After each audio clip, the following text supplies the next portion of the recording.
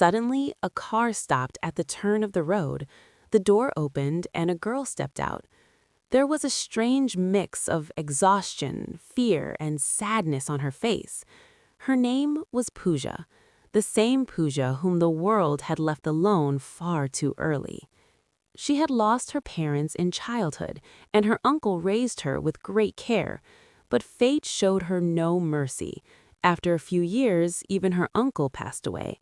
After that, Pooja's world was limited to her friends, and the closest among them was Tanya.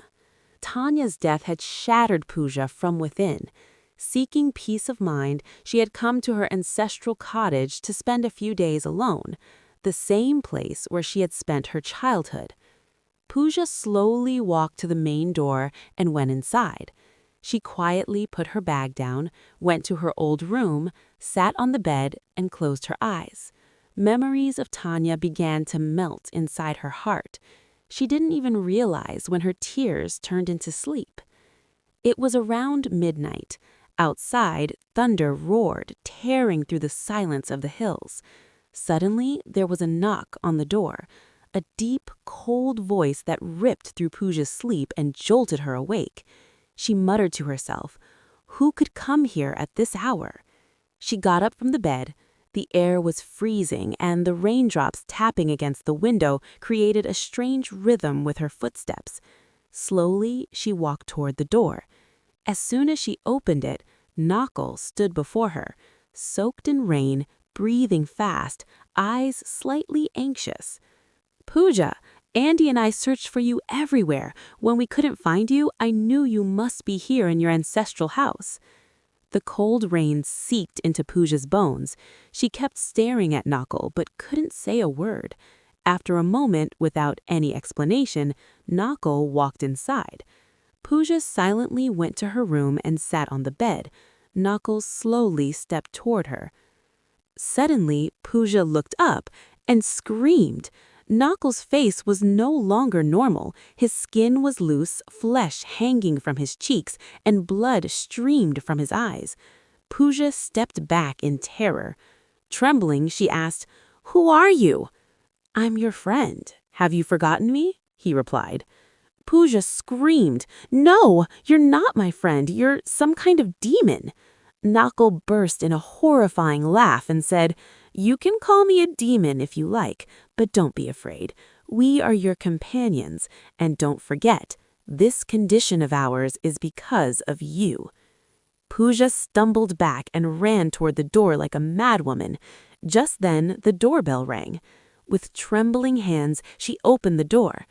Andy was standing there. Pooja hugged him tightly and burst into tears. "Thank God you came. I don't know what's happened to Nakul." Andy gently pulled her away and said, "Pooja, what are you talking about? There's no one in your house. Aren't you alone?" "No, Andy, I'm telling the truth. Nakul was here." Andy stared at her deeply and calmly said, "It seems loneliness has taken over your mind. Pooja, you seem to have forgotten. Nakul is dead." Pooja's eyes widened. Her breath stopped. The world around her blurred. She returned to her room. There was no one there. She sat on the bed, confused. "Have I really forgotten?" she wondered. Suddenly, she screamed loudly, muttering to herself, "I can't remember. Why can't I remember? Who am I? What happened?" As she lifted her face, she saw Andy and froze in terror. Andy's face was decaying. Flesh hung from his cheeks, fresh blood flowed from his eyes, and a cold, rotten smile rested on his lips.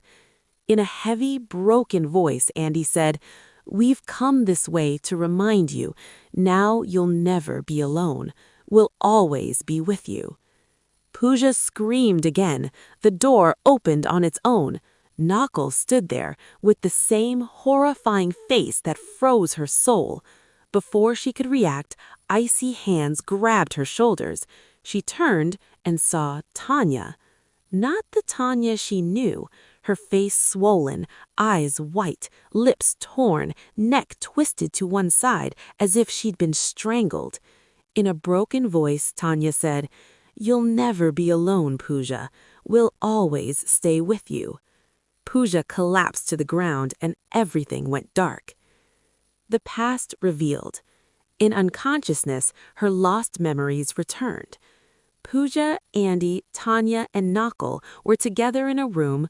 Pooja was reading an old book, madness shining in her eyes.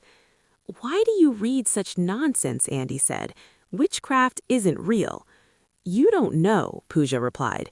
"This book talks about a terrifying ritual, real witchcraft." "What kind?"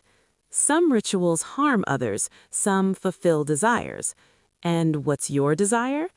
"When I was a child, my parents left me. My uncle raised me with great care. Now you three are my friends. One day you'll all get married and leave me too." "That's ridiculous, Pooja. You'll get married too." "But I want something different," she said. "No matter what happens, I want all four of us to stay together forever."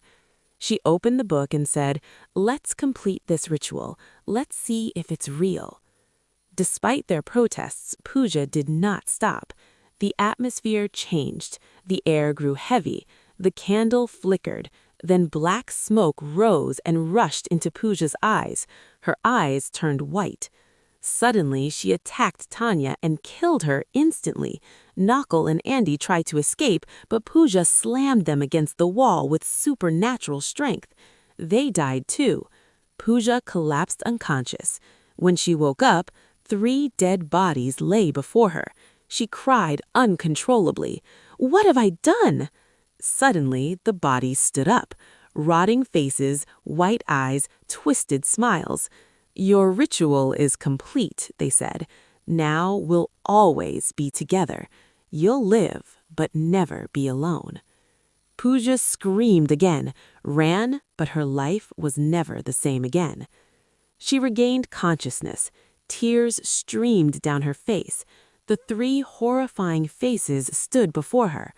"You remember now," they said. "You killed us. How can we stay away from you? You feared loneliness, but now you'll never be alone." Pooja screamed one last time. Her eyes rolled back and she collapsed. Alive, yet lifeless. She was breathing, but no longer living.